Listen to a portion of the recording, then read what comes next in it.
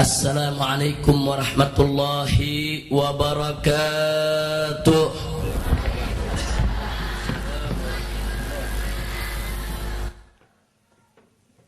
Bismillah walhamdulillah wala hawla wala quwwata illa billah. Ashhadu an la ilaha illallah wahdahu la syarika lah wa ashhadu anna sayyidana Muhammadan abduhu wa rasuluh la nabiyya ba'dah. Allahumma salli wa sallim wa barik ala sayyidina wa habibina wa syafi'ina wa maulana nabiyyina Muhammadin wa ala alihi at-tahirin at-tayyibin wa ashabihi al-ghurril mayamin wa man tabi'ahum bi ihsanin ila yaumiddin.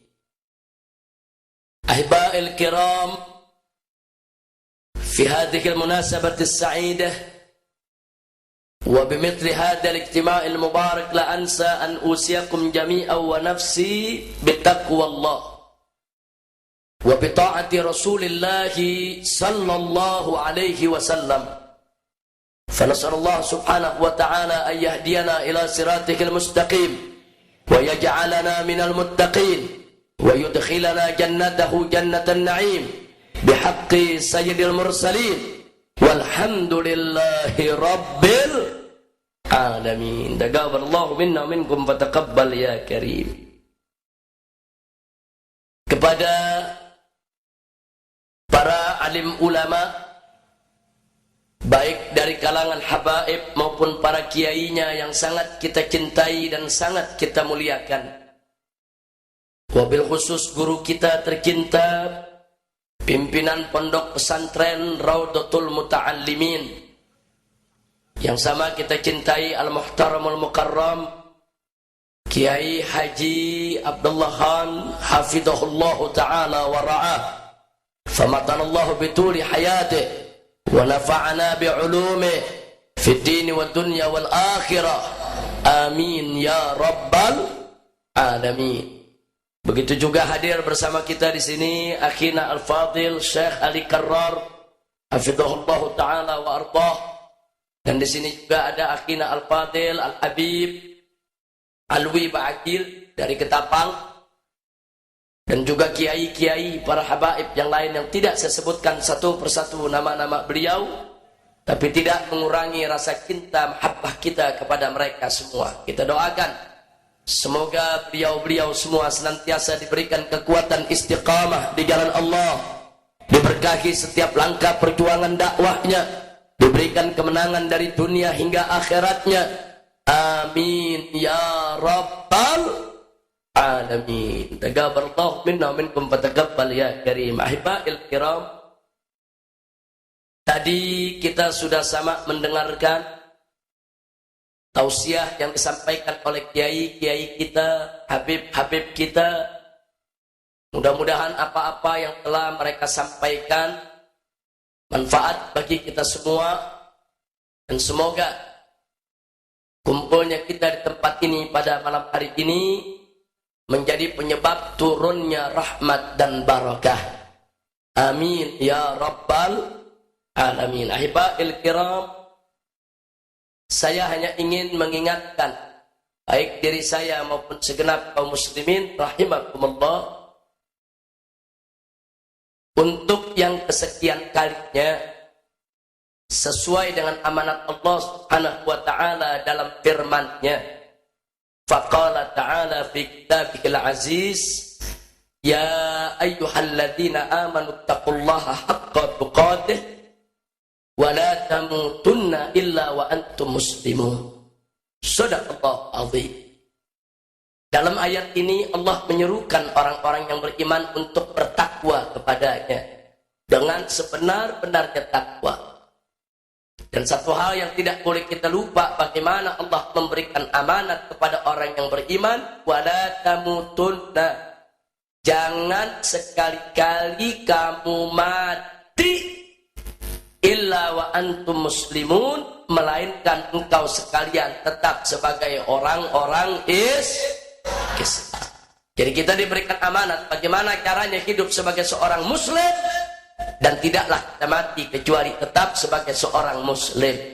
Bagaimana caranya kita hidup dengan nikmatul iman wal Islam, dan tidaklah kita mati kembali kepada Allah kecuali tetap membawa nikmatul Islam wal iman. Insya Allah, amanatun ilahiyah. Nah, kenapa amanat ini harus saya ingatkan di awal ceramah saya ini? Karena mengingat di zaman kita sekarang ini tantangan keimanan makin luar biasa. Tantangan keimanan begitu dahsyat. Sebagaimana yang pernah Nabi ingatkan dalam hadisnya, qala nabiyuna Muhammadun sallallahu alaihi wasallam, atau kama qala Nabi sallallahu alaihi wasallam, badiru bil a'malis salihah satakunu fitan yusbihur rajulu fihi mu'minan wa yumsi kafiran wa yumsi mu'minan wa yusbihu kafiran fal mutamassiku bidinihi yawma idzin kal qabidhi alal jamri. Sadaqan Nabi sallallahu alaihi wasallam, fa ballagha ar-risala wa adda al-amana wa nasaha al-ummah wa jahada fi sabilillah haqqa jihadi. Jadi dalam hadis tadi Nabi sudah ingatkan kita semua, badiru bil a'malis salihah. Segeralah kamu semua untuk mengisi kampungnya hidup dengan berbagai macam amal soleh. Kenapa? Karena sebentar lagi akan datang aneka ragam fitnah, aneka ragam ujian dan cobaan. Bahkan dalam hadis disebutkan bahwa fitnahnya ini bukan sembarang fitnah, kaqita'il lailil mudlim. Fitnah yang datangnya satakunu fitanun kaqita'il lailil mudlim. Akan datang aneka ragam fitnah bagaikan bagian malam yang gelap gulita.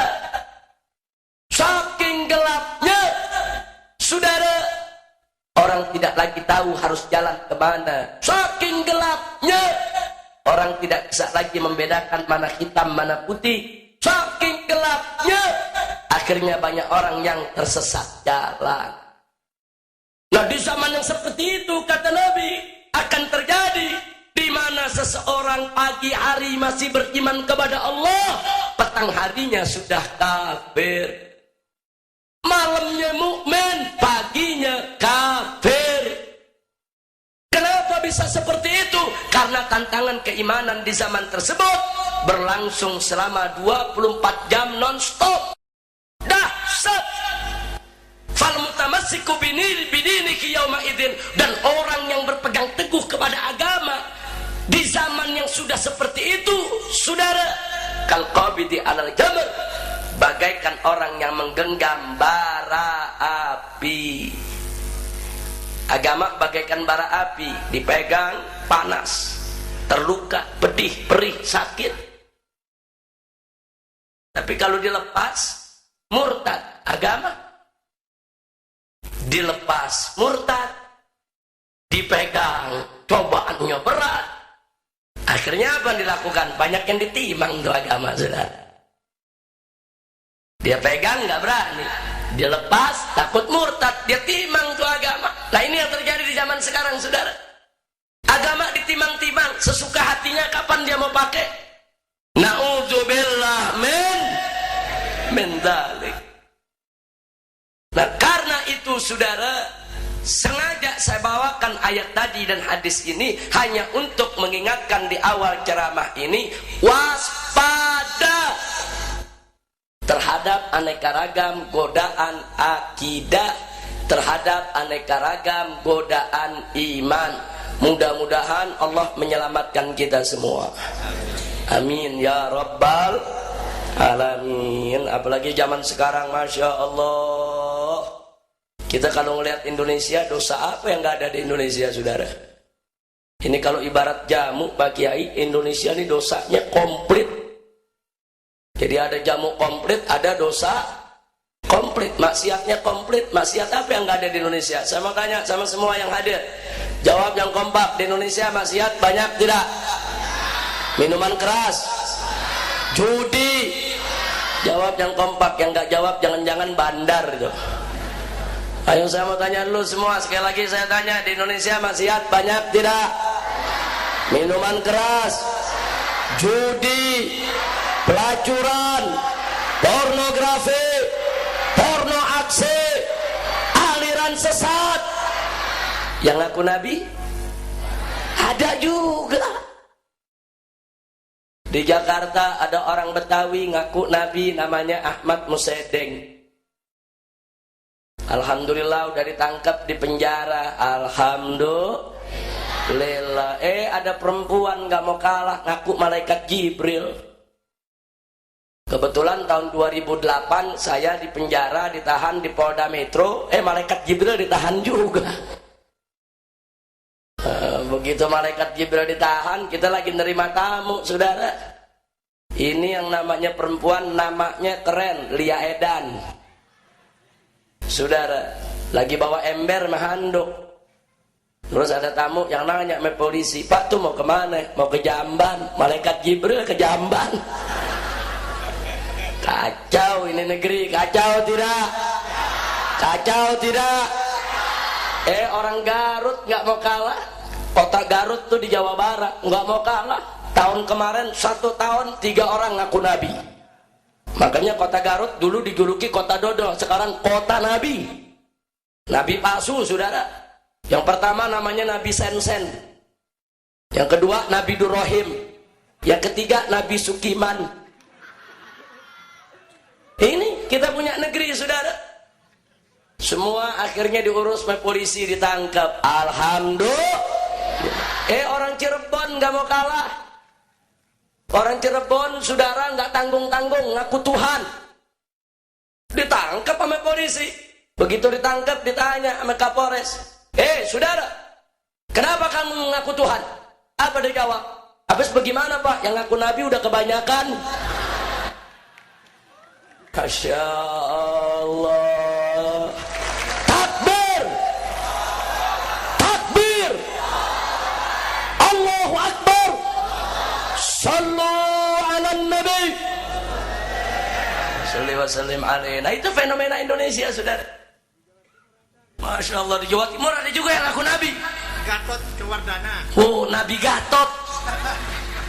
Udah kacau, udah. Makanya hati-hati jaga iman, hati-hati jaga akidah. Makanya kita bangga sama polisi Indonesia. Polisi Indonesia paling hebat di dunia. Bagaimana enggak? Nabi, malaikat, Tuhan ditangkap semua. Masya Allah. Ini luar biasa. Mudah-mudahan polisi-polisi yang suka nangkepin Nabi palsu, malaikat palsu, Tuhan palsu diberkahi oleh Allah. Amin ya rabbal alamin. Nah, saudara,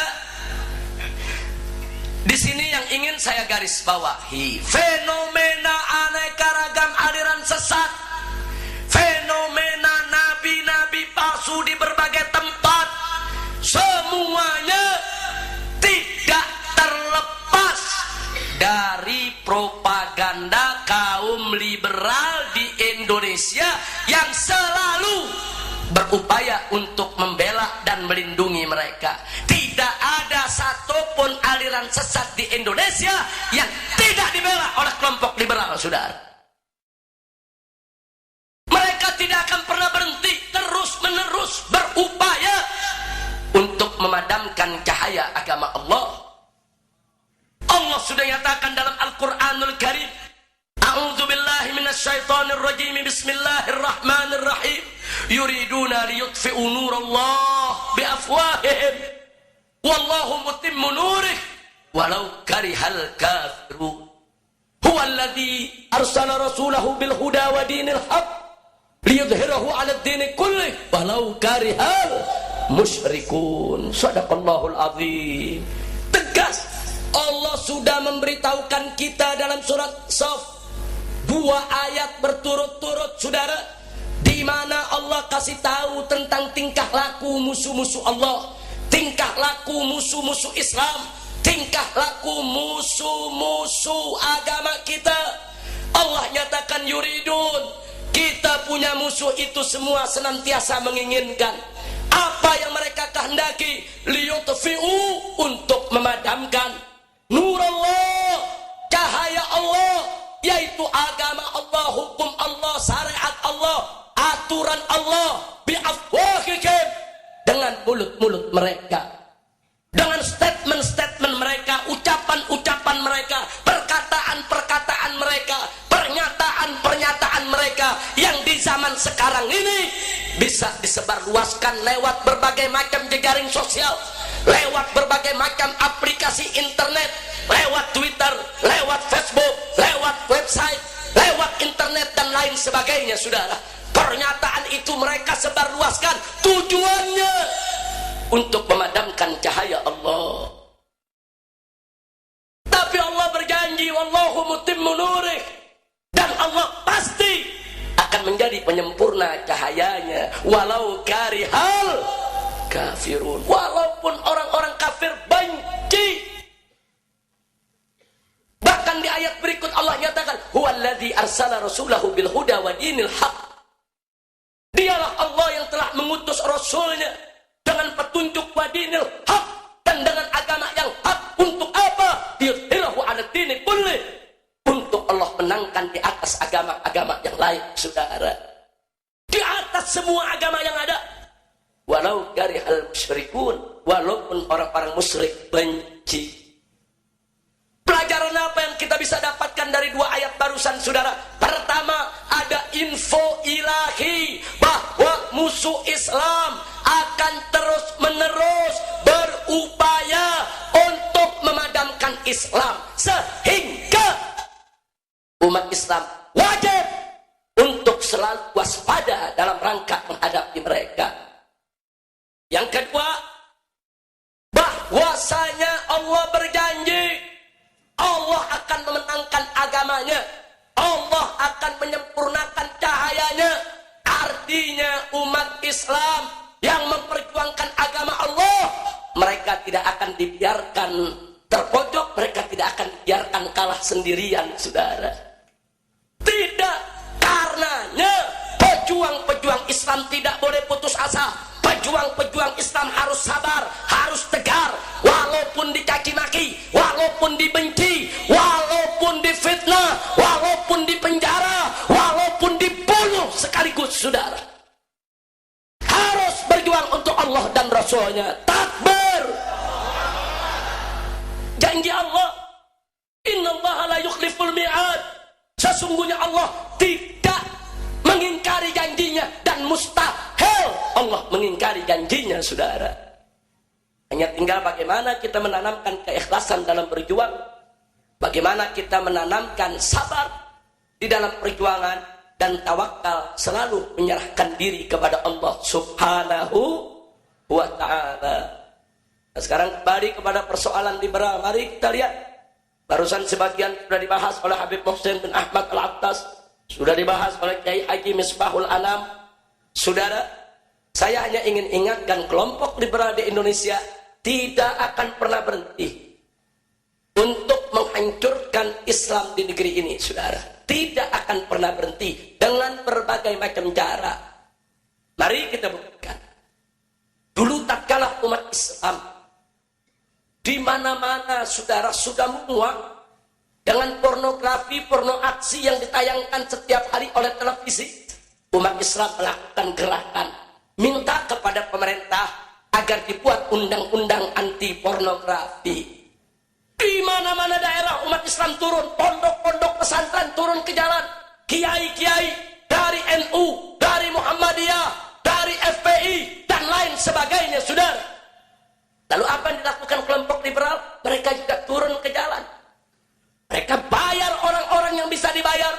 Mereka turun juga ke jalan untuk menolak. Tidak boleh ada undang-undang yang melarang pornografi di Republik ini, saudara. Sampai terjadi benturan. Sampai terjadi benturan.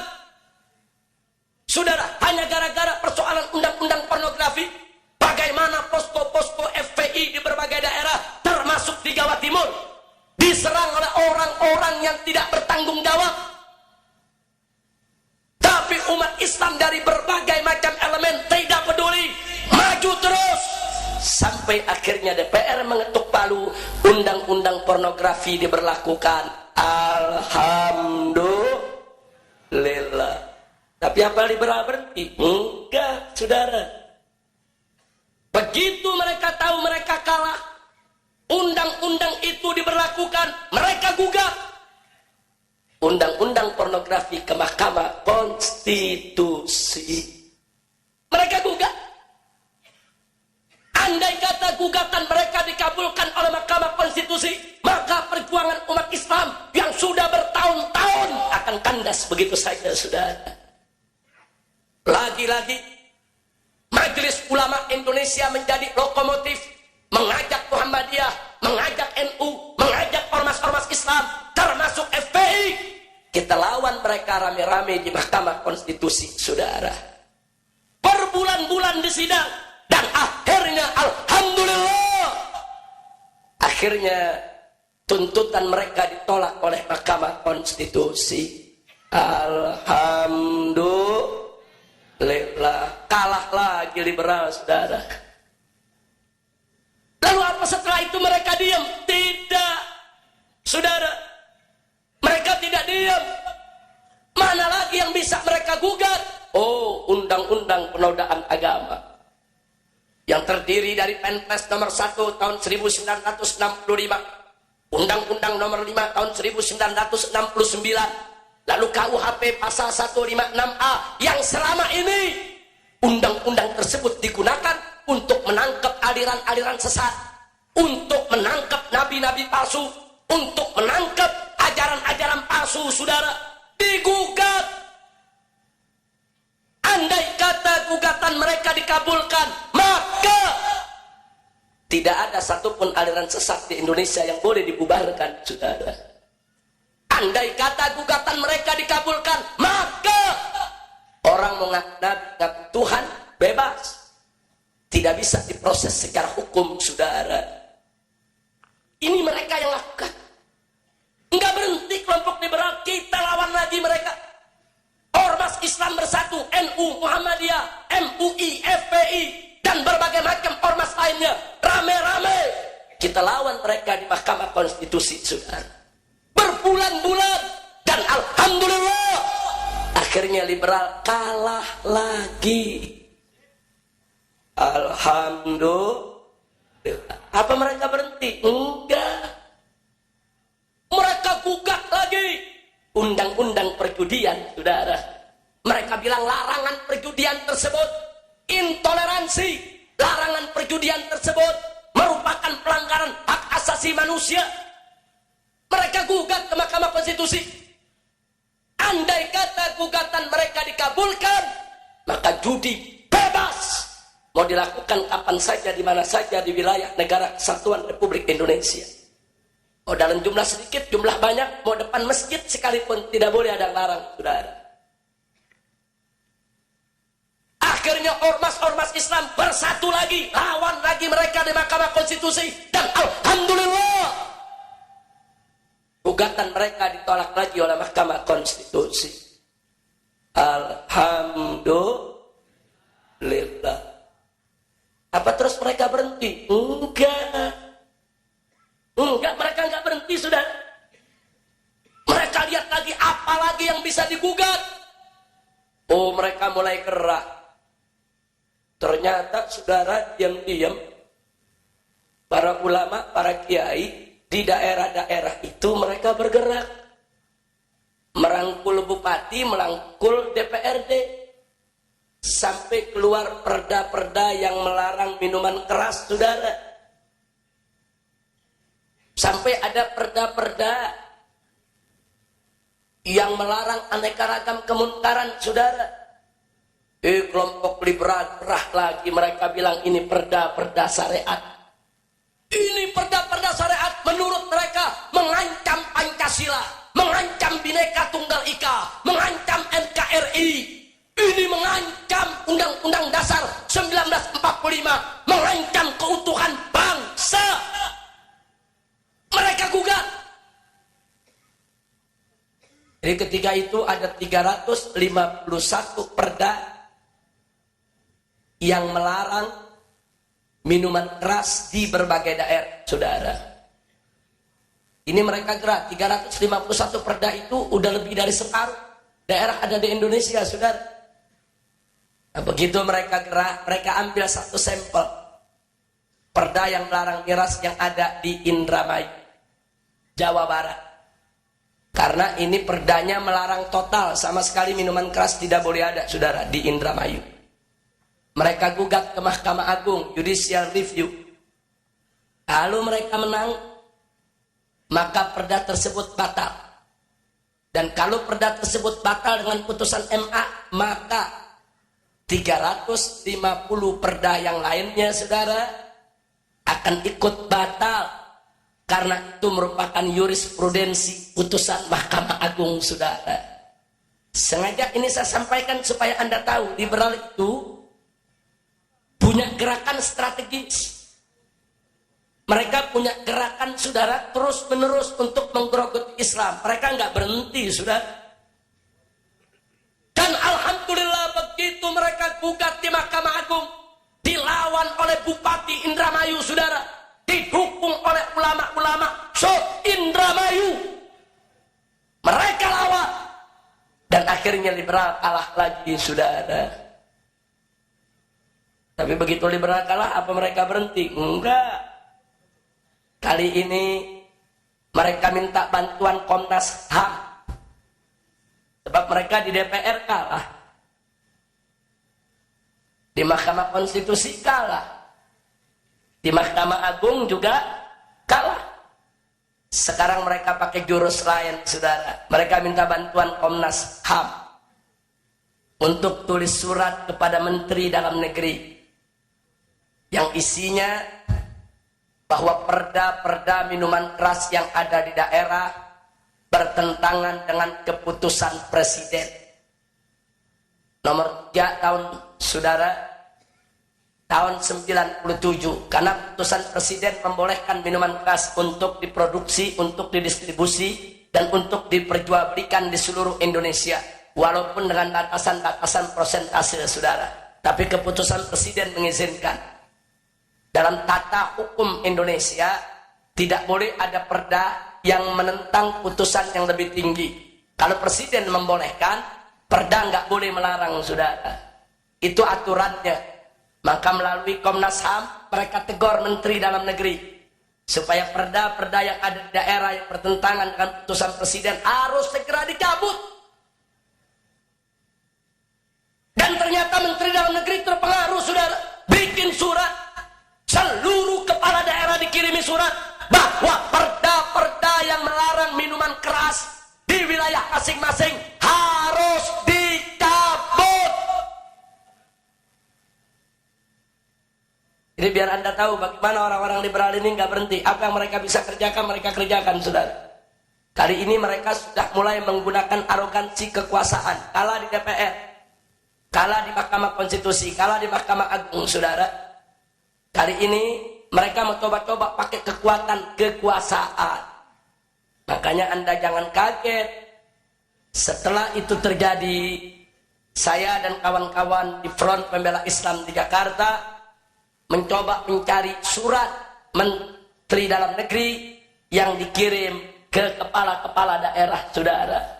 Alhamdulillah kami dapat beberapa surat, kami baca, kami ada bukti. Ya, ternyata Menteri Dalam Negeri memang memerintahkan untuk mencabut perda-perda tadi, saudara. Kita surati Menteri Dalam Negeri, kita minta waktu untuk dialog. Sebulan tidak ada jawaban. Kita ingatkan lewat orang-orang yang ada di bawahnya supaya kami diberikan waktu dialog. FPI ingin datang dialog, surat sudah dikirim. 1 bulan lagi kami tidak ada jawaban. Sudah 2 bulan. Kemudian laskar-laskar yang dibawa sudah gerah, minta izin kepada pimpinan supaya boleh untuk demo. Kami di FPI nggak boleh demo selama masih ada pintu dialog, saudara. Nggak boleh. Demo tidak boleh selama masih bisa dialog. Nah, tapi ternyata dialog sudah tidak bisa. Kita berikan ultimatum. Kalau Pak Menteri nggak mau dialog, apa boleh buat? Terpaksa laskar-laskar kami lepas untuk demo. Dan kami nggak tanggung jawab kalau laskar sudah demo. Kami sudah berupaya untuk dialog. Kalau laskar kami larang terus, nanti lama-lama laskar bilang apa? Ini Habib Rizik udah dibayar sama pabrik minuman keras. Orang demo aja nggak boleh. Dan itu nggak mungkin kami bisa lakukan lagi untuk meredamnya, saudara. Ternyata nggak dijawab juga. Akhirnya kami lepas tangan. Laskar datang ke Kementerian Dalam Negeri. Begitu laskar datang ke Kementerian Dalam Negeri, kami masih kirim SMS ke Bapak Menteri. Kami minta waktu dialog. Kalau Pak Menteri mau dialog, ini laskar dengan mudah kita bubarkan. Tetap tidak ada jawaban. Laskar di depan kantor Menteri minta kepada petugas yang ada, kami mau dialog dengan Pak Menteri. Apa jawab mereka? Menteri tidak ada waktu. Menteri sibuk. Jawaban-jawaban semacam ini tidak mudah diterima oleh laskar di bawah. Pak, Bu, laskar itu ibarat petasan. Ada yang sumbunya panjang, ada yang sumbunya pendek.